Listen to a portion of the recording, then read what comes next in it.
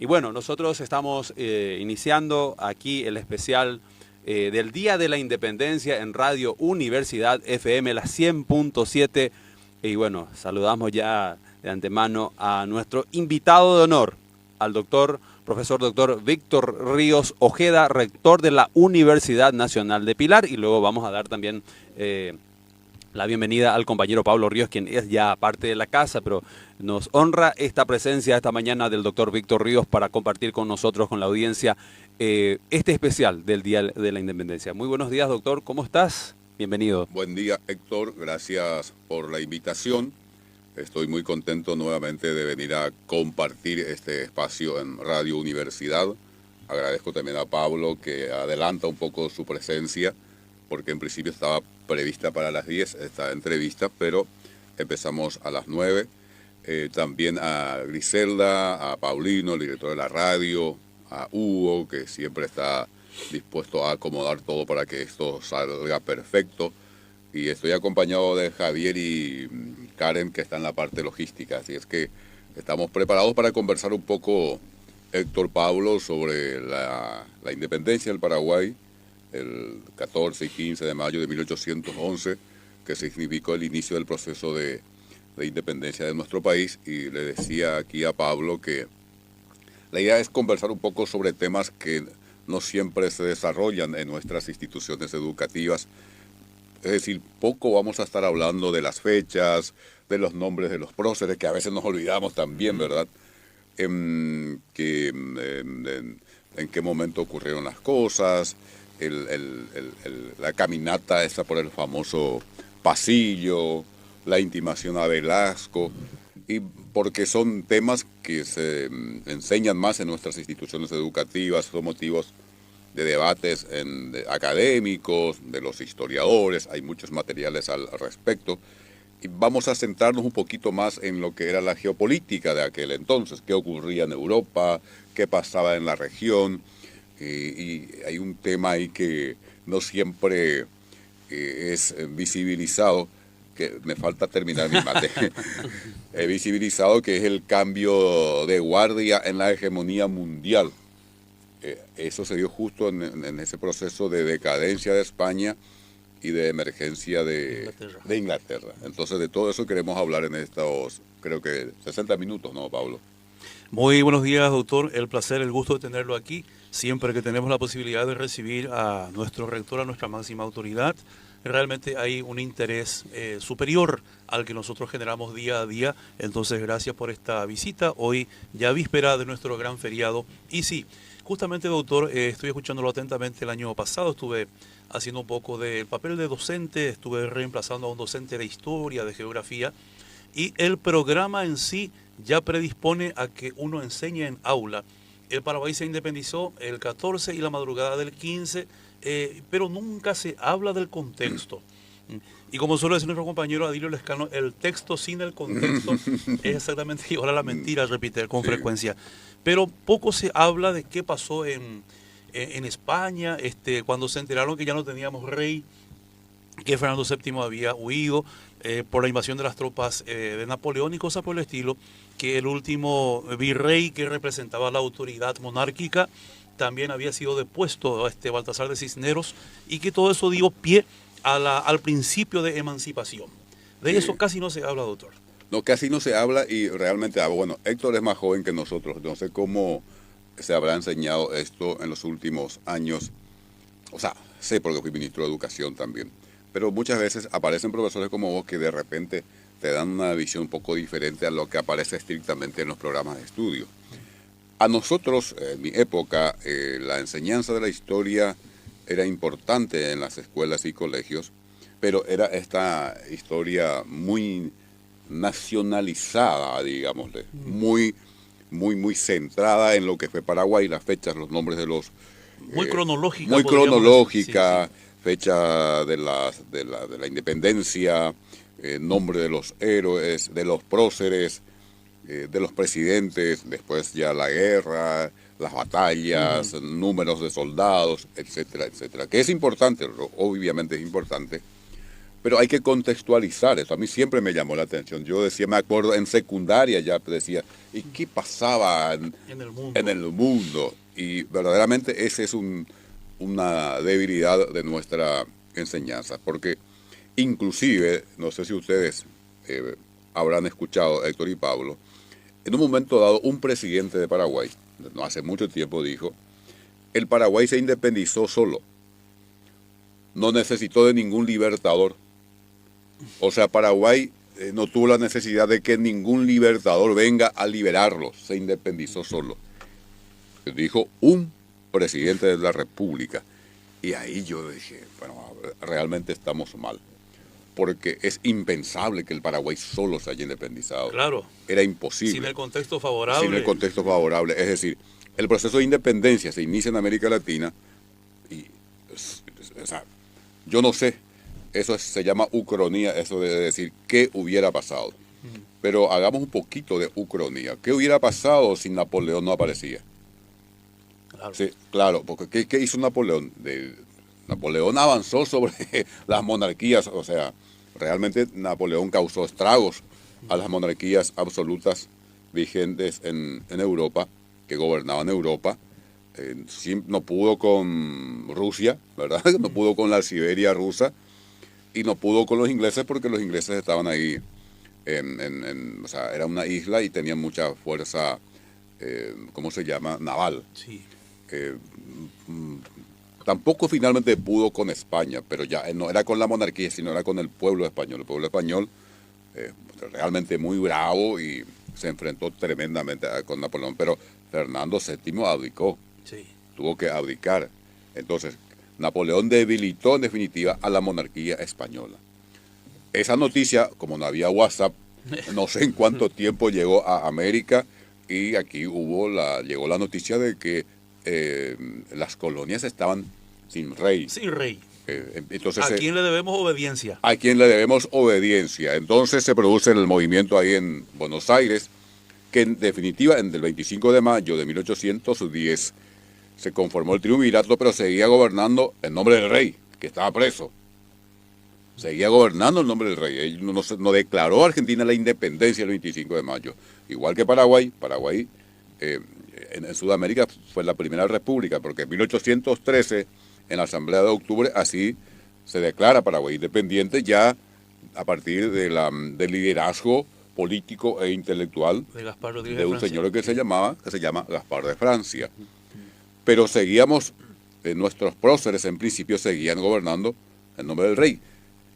El 14 de mayo Velasco continuó en el triunvirato, ¿verdad? Y en 1813 el Paraguay se declara independiente. Por eso es que algunos decían que el centenario había que festejar en 1913 y el bicentenario en el 2013. Pero como se impuso la fecha del 14 de mayo, es que cuando se inicia todo el proceso, entonces se festejó el 14 de mayo de 1913 y 1911 y 14 de mayo del 2011. Pero entonces hay que partir del debilitamiento de la monarquía española. O sea, el rey abdicó ante la invasión napoleónica. Eso dio libertad, digamos, y ánimo, coraje a las colonias en América Latina para que obviamente todavía no se llamaba América Latina. América Latina aparece como uso lingüístico allá por 1857, 56. Pero o sea, las colonias españolas ahí encontraron un espacio, una oportunidad para trabajar, para levantarse a favor de la independencia. Y uno desde la distancia dice, pero no puede ser. ¿Cómo puede ser que el rey ya estaba preso y acá los próceres seguían conformando triunviratos para gobernar en nombre del rey? Lo que pasa es que no es sencilla la cosa. Que son después de 300 años de dominación. Sí, después, imagínate que después de 300 años había sido que esta autoridad no es legítima y por lo tanto tenemos que establecer otra autoridad. Bueno, ese es el primer punto importante. Y esto hay que enseñar en las instituciones educativas. La importancia de Napoleón para el proceso de independencia de las colonias españolas. Sumado a esto, también ya se asistía a una decadencia del imperio español. el Imperio Español estaba en decadencia. Y fíjate nomás, nuestra metrópolis en decadencia. El rey Fernando VII preso. Y la emergencia del nuevo imperio hegemónico, que era el imperio inglés. Son tres factores muy importantes, porque de lo contrario era impensable que podamos independizarnos Sin con una la monarquía. convergencia Claro, de estos tres factores no podía ocurrir. con una monarquía fuerte, poderosa, hegemónica. Si era Fernando VII impensable. hubiera repelido la invasión napoleónica, Sí, no se daba la no se independencia daba o la se indep- atrasaba muchos o años. se atrasaba mucho más, Sí. o se daba, no sé, podía darse la independencia de repente en un formato similar al de Brasil, porque la independencia de Brasil es muy interesante, no se dio de la misma manera que en el resto de América. Porque ahí estaba el emperador. El imperio lusitano Sí. fue trasladado por los ingleses. Y el propio emperador se me declaró independiente de mi imperio, de Portugal. O sea, lo de Brasil es una cosa muy interesante en ese sentido. Pero entonces tenemos, y la emergencia del imperio inglés provocó que, por ejemplo, la casa de Braganza, era verdad, La casa de los Braganza. de Portugal, los portugueses dijeron, bueno, cuando ves la casa del vecino quemarse, pon las barbas en remojo. Ya cayó el imperio, la monarquía española, el próximo paso era avanzar sobre Portugal. Entonces, la monarquía portuguesa se traslada al Brasil con ayuda ya de Inglaterra, de los ingleses. Se traslada aquí.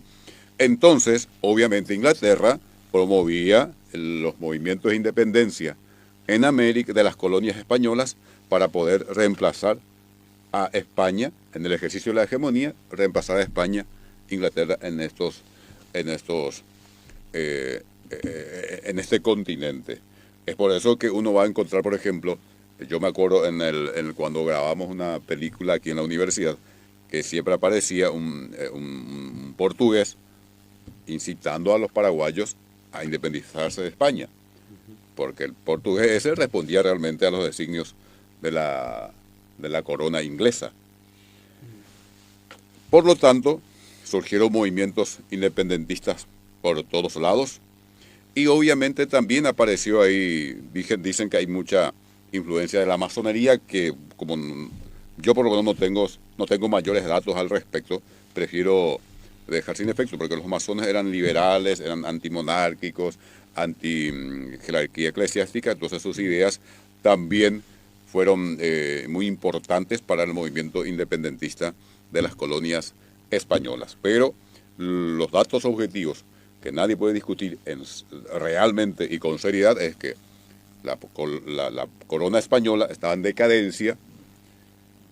Napoleón, que debilitó a las monarquías europeas en general, incluida la de España, Fernando VII preso, la emergencia de Inglaterra como nueva potencia mundial que quería reemplazar a España en el ejercicio de la hegemonía sobre sus colonias en América, que también entonces Inglaterra como parte de su estrategia ya no como una sujeción política, sino más bien económica. Más bien económica, porque ¿qué es lo que a los ingleses les interesaba? El comercio. El comercio. Entonces decía, pongan su presidente si quieren. Pongan su bandera. Podemos ir la pende presidente, pende bandera, olvídense, no hay problema. Con tal de vender pero nuestros el comercio productos. Es nuestro. Comercio, la plata es nuestra. Nosotros queremos manejar la plata nomás. Claro. Ustedes pongan su presidente, su gobernador, sus diputados, aprueben su constitución si quieren, o sus constituciones si quieren, pero nosotros nos quedamos con el comercio. Es otra hegemonía, ¿verdad? Ahora, al fin y al cabo qué es una interesante, hegemonía. doctor, la visión política del joven José Gaspar Rodríguez de Francia, porque entre tantos hombres ilustres de la América Morena, como solemos decir, el que tuvo esa visión clara de que no podía haber independencia política sin independencia económica. El único que supo conjugar en una ecuación estos dos elementos fue el doctor Francia. Sí, es cierto. Solo que Paraguay solo era imposible que logre eso.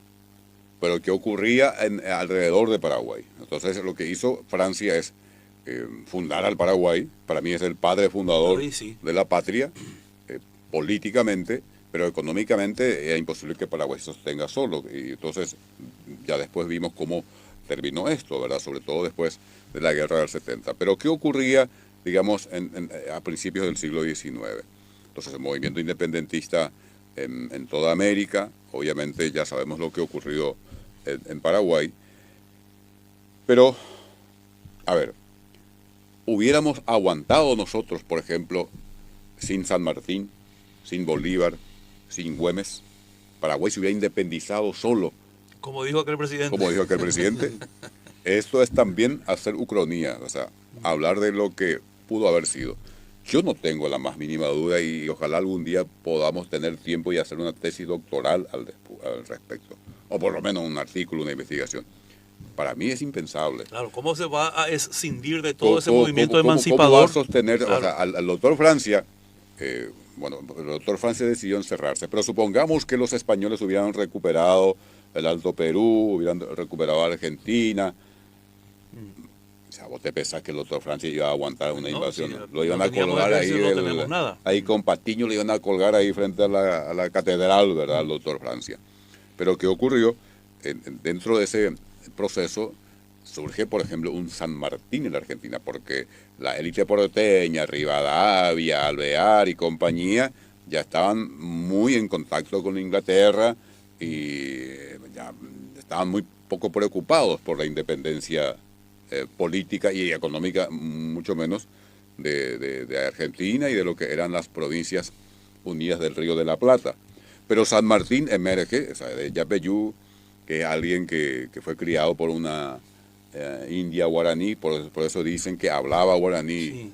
San Martín forma el Ejército Libertador en contra de la opinión de Buenos Aires. Eso es importante saber. Sí.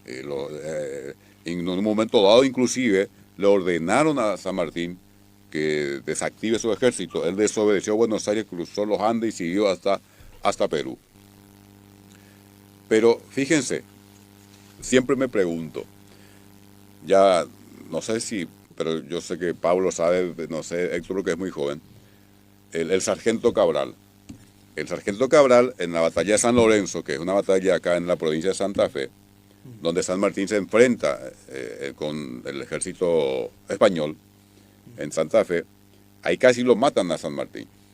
O sea, San Martín cae con su caballo y se le cae encima el caballo a San Martín. Y queda ahí, obviamente, apretado por el caballo. Ahí se acerca un español que lo iba a lancear. Entonces se cruza el sargento Cabral, correntino, y muere él. Y está la famosa canción que yo no creo que haya dicho, muero contento de haber vencido al enemigo de ese capitán. Imagínate con un lanzazo en el pecho, pero de todas maneras... Puso el pecho para salvar a su jefe. Salvó a San Martín. Sí. Después San Martín entonces cruza los Andes, derrota a los españoles en todo lo que es Alto Perú, hasta llegar a Guayaquil, donde se reúne con Bolívar, sí, y se retira San Martín, y Bolívar, que estaba trabajando, digamos, combatiendo desde Venezuela, en la Nueva Granada, etcétera, etcétera, y terminan ellos liberando gran parte del continente, Bolívar y San Martín. Bueno, ¿qué hubiera pasado si eso no hubiera hecho, si no lo hubiera salvado? Sin la intervención del sargento Cabral. Claro. ¿Qué hubiera pasado? ¿Hubiera avanzado el proceso de independencia?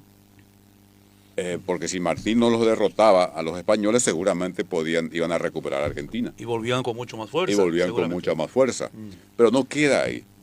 A San Martín, para que él pueda cruzar a Chile y avanzar hacia Perú, le dio tiempo, o sea, él tuvo tiempo para hacer eso, gracias a la lucha de Martín Miguel de Güemes en Salta. Yo estuve en estos días, estuvimos con la vicerrectora en Salta, y dije en el discurso ahí que estaba muy emocionado de estar en la tierra de Martín Miguel de Güemes. El gran caudillo. El gran caudillo, porque mientras San Martín preparaba el ejército, los españoles avanzaban, ya tomaban Bolivia, Santa Cruz, llegaron a tomar Salta. Los españoles ya estaban, y después de ahí era un paso a Buenos Aires, que de todas maneras los porteños no estaban muy fanáticos con la independencia. ¿Quién los paró en esa zona, en Salta, entre Salta y Jujuy, a los españoles? Si mal no recuerdo, creo que fueron 19 invasiones, 19 ataques de los españoles que venían desde el Perú. ¿Quién los paró? Martín Miguel de Güemes. Güemes los paró ahí. 19 ataques, creo que si mal no recuerdo, 19 invasiones le dicen. paró Martín Miguel de Güemes, hasta que lo mataron. Pero en ese transcurrir del tiempo, de las 19 invasiones rechazadas por Güemes, ahí tuvo tiempo San Martín de armar el ejército, cruzar los Andes e ir haciendo, o sea, ir derrotando a los españoles hasta llegar a Perú. Entonces, en definitiva, la independencia del Paraguay no podemos explicar sin estos acontecimientos. O sea, hay que enseñar a Güemes en nuestras escuelas. ¿Qué hizo Güemes ahí? Era un caudillo popular, o sea, él no era un hombre de la oligarquía salteña, un hombre de mucho dinero, pero comandaba un movimiento popular. Inclusive, él fue asesinado finalmente por los propios salteños, por la aristocracia salteña que no estaba de acuerdo con la independencia, porque eso hay que decir también. No es que todo el mundo estaba a favor. Inclusive en los ejércitos españoles que combatían a Bolívar, se integraron muchísimos esclavos negros, aborígenes, que no entendían cómo puede ser que se levanten contra la autoridad sagrada del rey. Entonces, gente pobre luchando en contra de Bolívar, que lo que quería era liberarlos. Y bueno, hasta hoy también uno ve eso, ¿verdad? Gente pobre, por ejemplo, votando en contra de sus intereses. Esto no es nuevo. Entonces, uno ahí se da cuenta, sin San Martín, sin Bolívar y sin José Félix Bogado, porque eso hay que mencionar, lo que hizo José Félix Bogado, que llegaron hasta, yo estuve en Ecuador, hasta José Félix Bogado llegó hasta ahí, a mí, eso me decía el vicepresidente de Ecuador. Entonces, San Martín, Sargento Cabral, o sea, ese es un evento, parece una anécdota, pero no es una anécdota. O sea, que me haya salvado a mí puede ser una anécdota porque no tengo la importancia de San Martín. Pero alguien que le salvó la vida a San Martín, pero por supuesto no es una simple anécdota, es algo trascendental en la historia. Y esto me hace pensar en Walter Benjamin. Él decía que hay que mirar las casualidades. Dice que hay muchas casualidades que terminan definiendo lo que ocurre en la historia. Y es cierto que imagínense si ahí no estaba Sargento Cabral, o si éramos uno de nosotros, no sé si íbamos a animarnos a ponernos delante de la lanza para morir y defender a San Martín, que finalmente fue después el gran libertador. Sin Güemes en Salta, ¿qué pasa si Güemes terminaba, digamos, consensuando, acordando con la élite salteña y no rechazaba la invasión de los españoles que venían retomando el gobierno de esa zona, el Alto Perú? Y bueno, avanzaba seguramente sobre Buenos Aires y bueno, no sé cuándo se podía dar el proceso de independencia. De lo que no tengo dudas es que era imposible que Paraguay logre su independencia sin todo este contexto geopolítico de Europa y también aquí en América Latina, en lo que es hoy América Latina. Hablaste del coronel José Félix Bogado, doctor. Sí. Un gran desconocido de nuestro país. Un gran desconocido. Sí. Y en Mendoza hay monumentos, hay una calle que lleva su nombre. Sí. Y realmente fue la mano derecha del general José de San Martín cuando vuelve el ejército de los Andes ya diezmado, pero habiendo dejado como herencia la independencia de los países que ellos pelearon contra las fuerzas realistas. Realmente el que comandaba ya el ejército era él. Era José pues San Martín ya estaba muy enfermo, sí, creo que en camillas. Creo que volvieron 6. Sí. De los que fueron de acá. De los que fueron, creo que eran 6. Y otra cosa que hay que mencionar, la ingratitud. San Martín murió en Europa porque él, después de hacer todo ese trayecto heroico realmente, y hay otro paréntesis, un aspecto menos conocido todavía tiene que ver con las batallas navales. O sea, San Martín por tierra, pero por agua había un, no me acuerdo cuál es su jerarquía, Bouchard, su apellido, que comandaba una flota al servicio en este caso, de la Argentina. Y Bouchard fue bombardeando toda la costa del Pacífico a los realistas, y fue bombardeando todo y llegó hasta Centroamérica y independizó a varios de los países hoy centroamericanos. Y según Felipe Piña, yo no tengo forma de demostrar, quería en algún momento por eso invitarlo a Piña, pero no es muy simpático ese muchacho, para tenerlo en la universidad. Pero según en el libro de Piña, es por eso que si uno mira, si vos entras ahí, Héctor, mira un poquito en las banderas de los países de Centroamérica, varias tienen celeste y blanco, color celeste y blanco por la bandera argentina, porque eran, o sea, fue la flota esa que fue de Buenos Aires, comandada por Bouchard, la que llegó, bombardeó y fue liberando a esas naciones. Por ejemplo, El Salvador, estoy seguro que sí, ahí tienes, ¿viste? Varias banderas que tienen color celeste y blanco. Y Piña dice que eso se explica a partir de esas incursiones independentistas de esta flota comandada. No me acuerdo el nombre, pero su apellido era Bouchard. Hipólito. Y ahí tenés. Hipólito Bouchard. Hipólito Bouchard. Fíjese que también que eso es... el apellido claramente es francés. Él es francés. Pero estaba, sí. Él era un francés, dice, un corsario francés que luchó por la causa de las provincias unidas del Río de la Plata y del Perú, y que por ello recibió nacionalidad argentina. Exactamente. Y dice que en un momento dado, como era tan victorioso, Bouchard con su flota, en un momento dado pensaron en ir a liberarlo a Napoleón. Dice que en un momento dado dijeron que querían ir a liberarlo a Napoleón. Bueno, eso aparte, bueno, ese es otro elemento. Tenemos ya entonces la situación en Europa, la decadencia del Imperio Español, la incursión de Napoleón y el apresamiento de, ¿cómo se llamaba el rey? Fernando VII. La emergencia de Inglaterra como nueva potencia mundial. La acción de los libertadores, de San Martín, Bolívar y Sargento Cabral que le salva a San Martín, Martín Miguel de Güemes en Salta, Bouchard por el Pacífico. Es bastante complejo el tema. Y obviamente el deseo de independencia de Paraguay y la genialidad del doctor Francia y bueno, también el heroísmo de nuestros próceres. O sea, estaban decididos a tener un país independiente porque esa es otra disputa interna por la pretensión de Buenos Aires, ¿verdad?, de que seamos parte siempre de un mismo país, que seamos provincias argentinas. Bueno, yo no sé si hubiera cambiado mucho nuestra situación, ¿verdad?, siendo provincia argentina.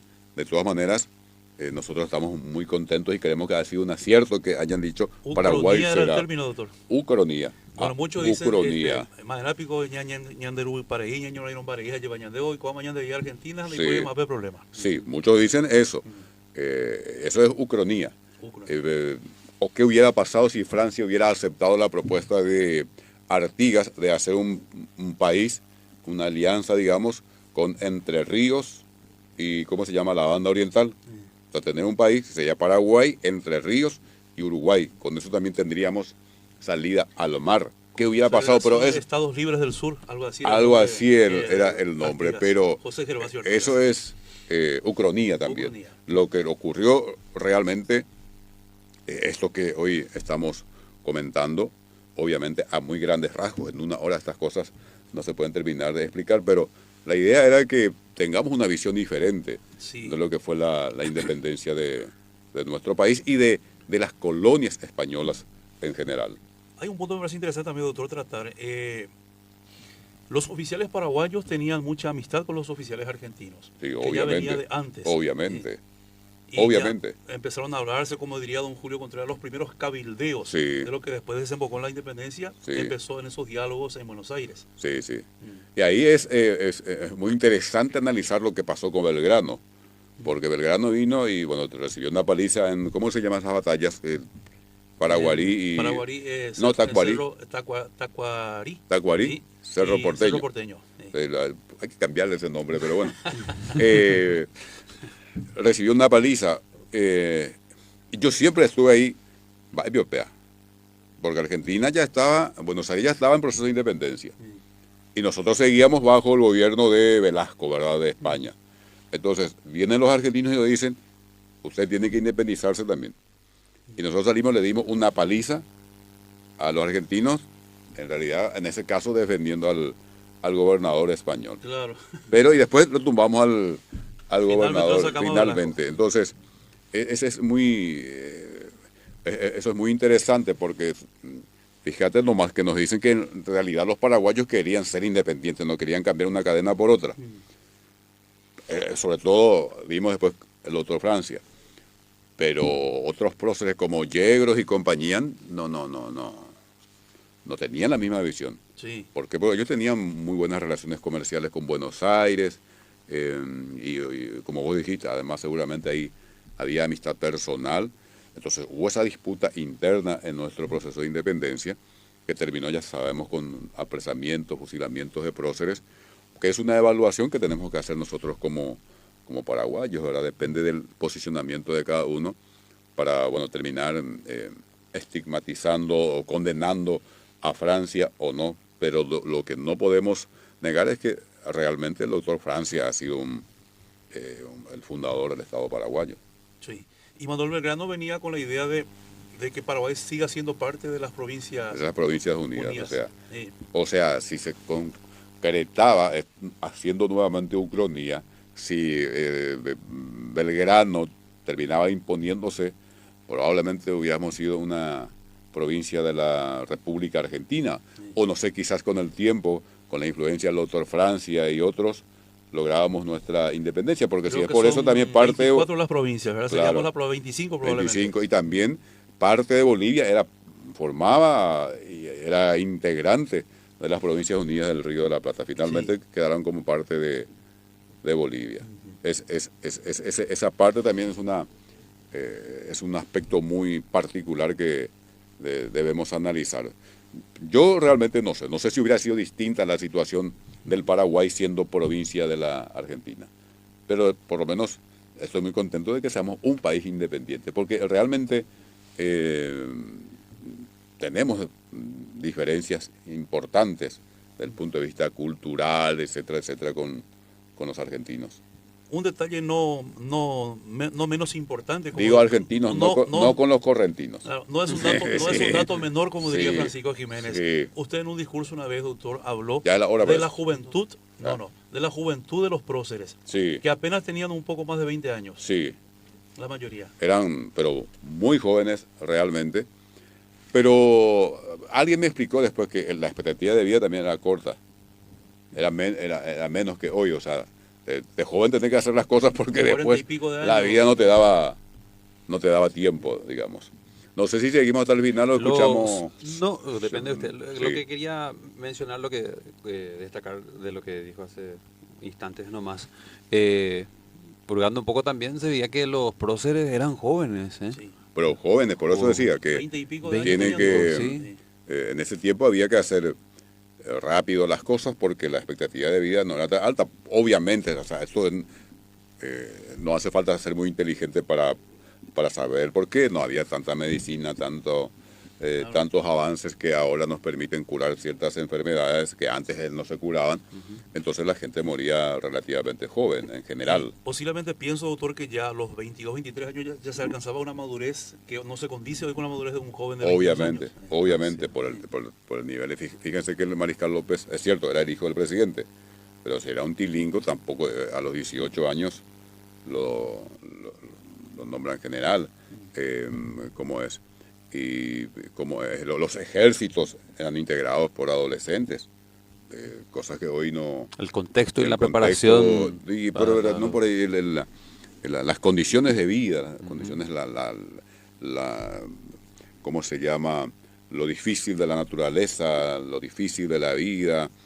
Uno realmente ahí entiende por qué, bueno, gente muy joven trabajaba y lideraban ejércitos, formaban parte de ejércitos. Estaban más comprometidos. Y no sé si eran otros momentos, ¿verdad? Hoy un joven de 18 años está en otra cosa. El Mariscal López ya estaba preparándose para la guerra, porque era el contexto histórico, era lo que le tocó vivir en ese momento. Hoy uno ve un hombre de 50 años y compara la figura de esa persona de 50 años con alguien 30 años atrás de 50 años, también se nota la diferencia. Me parece que hoy esta es la generación de la eterna juventud. ¿Pero por qué? No porque aquellos querían ser viejos a los 50, sino porque las condiciones, el contexto no permitía. Hoy, no sé, la gente hace cirugía estética, recurre a inyecciones, a lo que sea, para seguir pareciéndose joven. Miren si eso se podía hacer allá por 1811 o 1865. Todas las condiciones, incluso la son forma diferentes, de el absolutamente, pero por eso yo no me imagino hacer a caballo desde Paso de Patria hasta Cerro Ni a Boquerón no te vas a ir. Claro, ahora, y eso hizo el Mariscal López. Por eso cuando te dije, no, el Mariscal, no, a ver. Yo me fui 2 veces con el vicerrector, con el vicerrector, con el doctor Villamor. ¿A caballo? No, manejando él a 160. Sí, a Cerro Corá. Y no llegábamos nunca. Sí. Pero ahí me imaginaba. Y esto lo hicieron a carreta, a pie, a caballo. Y masacrados. Y porque no era un viaje mal alimentados. No era un viaje de turismo. No era un viaje de turismo. Durmiendo en el contexto de acá y lo de San Martín. Lo de San Martín que tuvo que ir hasta... No, San Martín extraordinario. Por eso que Maradona dijo, Maradona era un escéptico. ¿Qué iba a cruzar San Martín los Andes? Si te vas en avión te vuelve loco la turbulencia. Y en avión apenas cruzaron los Andes. Mira si San Martín va a cruzar con unos burros, dice, con unas mulas. Y cruzó. Realmente. Es una hazaña extraordinaria. Entonces también ahí puede hacer otra ucronía para otra tesis. ¿Qué hubiera pasado si las mulitas de San Martín no cruzaban, morían de frío, no cruzaban los Andes y los españoles recuperaban el altiplano? Ya estaba recuperando y toda la Argentina, íbamos a quedar, y fíjate que si recuperaban la Argentina o las Provincias Unidas, Paraguay aislado, y del otro lado teníamos al Imperio Portugués y las casas estas de las monarquías españolas, podían pelearse entre ellas, pero cuando se trataban de cuidar sus colonias, seguramente iban a estar aliadas. Es más, tenían la Santa Alianza. Finalmente terminaron derrotándolo a Napoleón. Finalmente terminaron derrotándolo a Napoleón, solo que los cambios culturales, políticos de Napoleón fueron impresionantes en pocos años. Y bueno, con el tiempo terminaron imponiéndose gran parte de las ideas y de las instituciones creadas por Napoleón, entre ellas el Código Civil. El Código Civil. Sí, señor. Y el modelo de universidad. Este modelo de universidad con un rectorado y facultades es creación también de Napoleón porque él quería formar personas expertas para gobernar los estados. Entonces, dividían las universidades por especialidades, por facultades. Verdaderamente lo de Napoleón ha sido extraordinario para la historia moderna de Occidente. No digo de la humanidad porque Oriente es otra cosa. Nosotros somos muy propensos a decir para la historia de la humanidad, y en realidad hay acontecimientos propios de Occidente. O sea que por ahí pueden tener influencias a nivel mundial, pero modulados, otro tipo de consecuencias en otras culturas, en otras geografías, como puede ser China, India, etcétera, etcétera. Este tema de que todo está globalizado es ahora nomás y es hasta ahí nomás también. Hoy hay una gran discusión en los países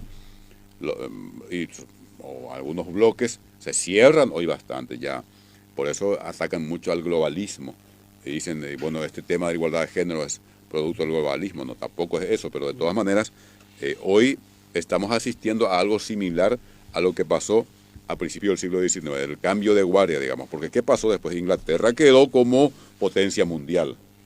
Hasta su decadencia, sobre todo después de la Primera Guerra Mundial, donde emerge una potencia americana, los Estados Unidos, sí, que termina consolidándose después de la Segunda Guerra Mundial, en una disputa con la Unión Soviética, que después la Unión Soviética se desploma en 1989, 91, en realidad, queda una única potencia, esta así global, Estados Unidos, único imperio global, y hoy nuevamente hay disputa. ¿Por qué? ¿Cuál es el país que emerge ahora? China. Claramente emerge China a disputar la hegemonía mundial de Estados Unidos. Militar, económica, tecnológica. Estaba viendo que parece en una sola línea tecnológica Estados Unidos tiene ventaja sobre China. En el resto hay ventaja China. Entonces, esta disputa por la hegemonía mundial, genera conflictos, genera guerras en Ucrania, Irán, que emerge también con apoyo chino y ruso desafía ya hoy a Israel, Taiwán con problemas con China. Entonces, lo que dicen los entendidos en la materia, que siempre el cambio de guardia es turbulento y siempre hay, lastimosamente, guerras, hay disputas. El cambio de guardia de España a Inglaterra, bueno, a ver, tuvimos las guerras de independencia en América, el cambio de guardia de Inglaterra a Estados Unidos, Primera Guerra Mundial, Segunda Guerra Mundial, y ahora vamos a ver si se produce finalmente el cambio de guardia, pero bueno, hay una fuerte disputa por la hegemonía mundial que genera estos conflictos que estamos viendo y realmente son conflictos dolorosos. La verdad que hablando de todas estas cosas, doctor, me queda una sensación un poco amarga de que no se haya podido, en ese breve tiempo que usted fue ministro de Educación, volver a incorporar la materia sola, historia. Vos sabés que, no sé si llegaste a ver, no sé si te mostré, no sé, hasta ahora tengo el material que hemos preparado para, hay una resolución del joven ministro de entonces para volver a la enseñanza de historia, del primero al tercero de la media. ¿Verdad? Sería cuarto, quinto, sexto curso de nuestra época. Sí. Pero justamente yo no quería una enseñanza esa lineal cronológica de la historia, sino algo más contextualizado. Hasta ahora tengo el material que con la gestión del ministro Zárate, inclusive había autorizado la impresión, la reimpresión, que trabajamos con la doctora Oilda Benítez, que ahora acá suele venir a dictar clases sobre didáctica en la universidad, sobre cuestiones curriculares, mejor dicho. Y con ella trabajamos un material especial que iba a ser el material de consulta, de base para la enseñanza de la historia del primero al tercero de la media, y justamente, y esa fue idea, o sea, yo como ministro dije lo que sabía, ¿verdad? Le dije, quiero una historia contextualizada, no esa historia cronológica de fechas, etcétera, cantidades, etcétera. Exactamente. Entonces me dijo ella, voy a preparar una propuesta. Y la propuesta que preparó es, por ejemplo, empezaba enero. En enero, en 1860, ¿qué acontecimiento importante hubo en Paraguay? ¿Qué pasaba en la región? ¿Qué pasaba en Europa? Claro. Y febrero. Bueno, y ahí, por ejemplo, tomábamos una fecha importante, por ejemplo, en marzo, 1 de marzo, Día de los Héroes. Bueno, ¿qué pasó en Paraguay? ¿Y qué estaba pasando en la región? ¿Qué pasaba en Europa? Tengo el material hasta ahora. Lastimosamente no podemos imprimir con la universidad porque es del MEC. Ya. El ministro, no porque sea voluminoso, sino porque, digamos, es de propiedad del MEC. Es el derecho intelectual es del MEC. El ministro Zárate autorizó su reimpresión, pero terminó su mandato sin poder reimprimir. Y realmente ahora con el ministro Ramírez, con quien realmente me une una amistad de tiempo, la otra vez le agradecí en un acto público, dijo él, yo no lo decía porque viste que siempre oye que usted era amigo de la autoridad, pero como él dijo públicamente que tenemos una amistad de hace tiempo, ahora también yo repito eso, vamos a ver si de repente podemos imprimir ese material, porque verdaderamente era una enseñanza diferente de la historia para los chicos de la secundaria. Porque qué injusto que no se hable del Chacho Peñalosa, que no se hable de Felipe López Varela. Jordán, Felipe Varela, de Juana Azurduy. Sí, Juana Azurduy, de Flor del Alto Perú. Las mujeres peleando. Sí. Era una comandanta, era una comandante. Ya posterior, ¿verdad? Felipe.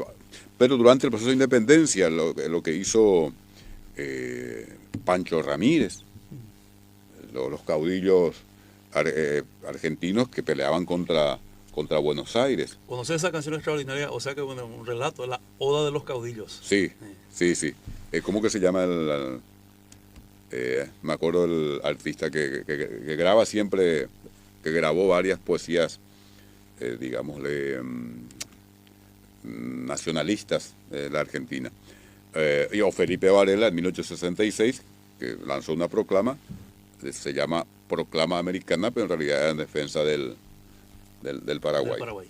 Así es que, bueno, este era el motivo de de la visita y espero que no hayamos aburrido tanto a la audiencia. Quería nomás destacar, doctor, una experiencia muy buena tuvimos con el profesor Ramoa, el recorrido que hicimos con la película 1811 Girones de Gloria, que fue hecha aquí en la Universidad Nacional de Pilar, y creo que todos fuimos actores en esa película, y los estudiantes en los colegios, en las escuelas en donde me ha tocado participar como, como, digamos, parte de la logística ahí, ¿verdad? Era impresionante cómo los chicos, los jóvenes, quedaban muy impresionados con la película, bueno, con el contexto y Sí. todo, ¿verdad? Y eso deberíamos también reimpulsar nuevamente para que se pueda hacer esa presentación en las escuelas. Digo, no sé si... Que aparte de la gran actuación de los actores, ¿verdad? Que éramos nosotros. Yo creo que hice de... No me acuerdo, creo que hice de... El que intimó la rendición. Yo fui, ¿verdad? Sí, y Turbe no era, no. No me acuerdo si hice Iturbe o de Yegros.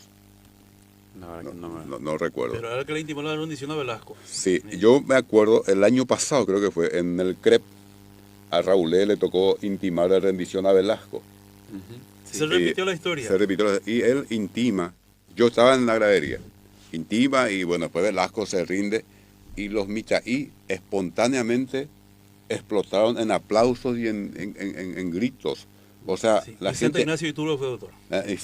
La gente ama su historia. O sea, me emocionó después porque era un teatro, ¿verdad? Y cuando le entrega Velasco el papel de rendición, los mitaíles de primaria ahí aplaudieron y pegaban unos gritos de alegría, de felicidad. Entonces, está a la base, o sea, la gente ama a su patria. Así es que, y ese guión de todas maneras está bien hecho, ahí aparece... hizo de portugués, ¿cómo se llama? Fabián Ojeda. Ujú. Siempre él era, él hace de portugués. Y a mí también me tocó en el bicentenario, con motivo del bicentenario, se grabó una historieta. ¿Verdad? Y a mí me tocó hacer de la voz del doctor Francia, que no sé por qué, según Margarita Morselli, yo tenía la voz así tipo del doctor Francia y bueno, recorrió el país esa historieta donde yo hacía hago de la voz del doctor Francia. Es muy interesante también esa historieta, pero en definitiva no digo que me molesta, pero no me cuadra ver a los medios de comunicación, sobre todo los canales de televisión, van a los desfiles, le preguntan a una niña de 14 años, no, dame los nombres de los próceres. Y después se estigmatiza a los estudiantes. Sí, son ignorantes que no saben no nada. es responsabilidad de ellos, somos nosotros, el sistema educativo. Y en última instancia, a mí o sea, está bien que recuerde los nombres de los próceres, pero estas cosas hay que poder explicar el proceso histórico. Y no es culpa de los chicos, nosotros, los que estamos en la enseñanza, los que estamos en el gobierno del sistema educativo nacional, ¿cómo van a saber si no se les enseña? ¿Cómo van a saber la importancia de San Martín, de Bolívar, de Güemes, etcétera, en el proceso de independencia si nunca les enseñamos? Y por lo menos en la universidad ahora estamos precisamente trabajando en un doctorado en historia, donde precisamente queremos enseñar una historia, en la especialización también ya fue así, una historia con otra perspectiva. Como dirían los clérigos, doctor, es justo y necesario. Es justo y necesario. Vaya Huiguazúimbora, cuando me tocó estar en aula enseñando historia, por ejemplo, me tocaba hablar de la guerra del Chaco. Y el programa te pide, bueno, estallan las hostilidades en el 32, qué sé yo, ganamos la batalla de Tiantuta, de Nanagua, qué sé yo, tal cosa, termina el 35, se firma el Tratado de Paz, y nada más que eso. Y yo les decía, bueno, tenemos que entender cómo llegamos a esta guerra. ¿Verdad? Sí. ¿Qué pasaba en Europa? Aparece Mussolini, aparece Hitler, o sea, y la profesora de historia que tenía que calificarme, ¿verdad? Digamos, mi desempeño, me dice, la verdad, me dice, muy interesante tu clase, aprendí muchísimo de vos, me dice la profesora guía. Pero claro, pues, Porque esa forma de enseñar es diferente. la gente tiene interés de aprender. La cuestión es qué es lo que pasa. Voy a usar un término un poco fuerte, pero voy a usar en el sentido griego. Aparecen los idiotas. Y te diré, ¿para qué te sirve la historia? Enseña todo. Si no entendés la historia, no entendés dónde estás parado. O sea, tu vida, nuestra vida es pura historia. Es pura historia. O sea, vos lo que sos es producto de tu historia.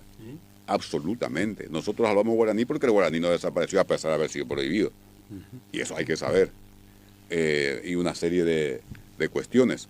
Entonces, hay avidez por aprender, solo que y esta responsabilidad no de los chicos. ¿Por qué va a ser responsabilidad del Mitaí o de la Mitacuñaí? Si el que gobierna el sistema educativo no le está enseñando. Enseñarle y va a aprender. Y no tiene nada que ver que hoy haya TikTok, Instagram. Con los TikTok se enseña mucho más fácil. Con un TikTok se enseña mucho más fácil. Todo, incluida la historia. Pero tiene que tener una base, doctor. Pero vos le das. Claro. Dale al Mitaí un TikTok y hacer un TikTok explicando eso rapidito. ¿Cómo se llama? San Martín, Güemes, Bolívar, Doctor Francia, Yegros, Caballero, bum, bum, bum, bum. Y ahí ya rapidito va a entender. Y ya tiene la base y después seguramente ya se va a interesar para ir a leer un libro y así sucesivamente. Con otro formato se le presenta. Claro. En el formato. Y se le despierta el interés. O sea, utilizando la tecnología vigente hoy, las herramientas didácticas de hoy. Después solos van a ir a revisar libros. A ver, apareció esto en TikTok, me interesa este personaje y así sucesivamente. Hoy en día, doctor, las criaturas, te digo porque yo tengo un nene de 7 años, 8 años, y mis sobrinos que ven esos TikToks, todo lo que sale con los youtubers que hacen con la voz de la inteligencia artificial inclusive, y ven y aprenden y te vienen y te hablan de muchas cosas. Mi hijo me habla de Tesla. Sí, me dice, voy a arreglar auto Tesla, me dice. En estos tiempos, o sea, un historiador, así que Pablo, vos que ya estás enseñando, tenés que ser youtubers. Porque si no, cada bruto está de youtuber y te le mete cualquier cosa en la cabeza. Le iba a contar toda una anécdota, me decía, bueno, yo me despedí, uno me dice, profesor, ¿vos vas a enseñar otra vez los próximos años historia? Me dice, le digo yo, no, yo hice un reemplazo nomás. Le digo, ¿por qué? Le digo, pues demasiado gusto da como vos contás. Pero claro, porque el relato. Porque el relato de la historia real, ficcionalizar lo menos posible, ¿verdad? Pero ese es el gran peligro. Y los youtubers, que tienen los influencers. Que dicen cualquier cosa. Y bueno, eso envenena realmente. Entonces, ¿qué es lo que tiene que pasar? Los intelectuales, los académicos, los líderes culturales, los docentes tienen que ser youtubers, tienen que ser influencers, si no se va a perder la batalla, así de simple. Pero que, a ver, tampoco es para dramatizar este asunto, ocurrió siempre. Es decir, cuando no había libros, bueno, uno transmitía de boca en boca los conocimientos, después aparecen los libros, entonces obviamente el profesor tiene que tomar el libro. Después con la imprenta y así sucesivamente. Hoy tenemos celulares, tenemos YouTube, bueno, hay que usar esas herramientas. No usar esas herramientas es ir a contramano también con la historia. A mí me encanta cuando leo los perfiles de los jóvenes, dice fulano de tal, y abajo dice creador de contenidos. Creador de contenidos, bueno, y ahí con eso hay que trabajar, porque hay contenido que lo crea ahí, porque cada disparate que ponen, pero y es masivo, ¿verdad? Entonces ahí hay que meterse, por eso es que en la universidad ahora tenemos una especialización en tecnología educativa, un diplomado en inteligencia artificial, es lo que tenemos hoy. Y nuestros próceres, nuestros libertadores entendieron lo que ocurría en su época, cuando hubo que comprar rifles, compraron, porque la tecnología iba cambiando. Si no entendían cómo eran los tiempos de su historia, no hubieran sido próceres. Así es que hasta ahí te puedo decir, como dice un... Algo que, para cerrar, Diego, sí. Hablando de tecnología, usted eso nos explicó en la maestría, ahora que la tecnología viene a ser algo que en aquella época de los cavernícolas, su tecnología era el hacha. Empezó con la madera, después pasó claro, con el hacha como de piedra todavía, después ¿cómo se llama? Bronce, hierro, etcétera, etcétera. Eso va cambiando, el ser humano va cambiando también de acuerdo a los cambios tecnológicos. Entonces hoy no podemos permanecer arrinconados. Vamos a terminar, nos va a desaparecer. O sea, no vamos a tener ninguna incidencia en la realidad. Y esta es un deber principalmente de los docentes y de las docentes de todos los niveles del sistema educativo. Así que Pablo tiene que ser influencer. Pero no solamente cantando, sino que, ¿cómo se llama? Como productor de... Creador de contenido. Creador de contenidos. Y vos también, Héctor. Creador de contenidos. Cortito y de los miles que vean, algunos se van a interesar y van a avanzar en el estudio que uno quiere que haga. Excelente. Bueno, hemos pasado un poquito más de una hora ya. Pasamos ya. Una exposición sin pausa musical, Sí. cosa poco frecuente en las radios. Claro. Pero vamos a cerrar con Es ese un tema especial. de Mauricio Cardoso Campo, ¿verdad, Pablo? Sí, señor.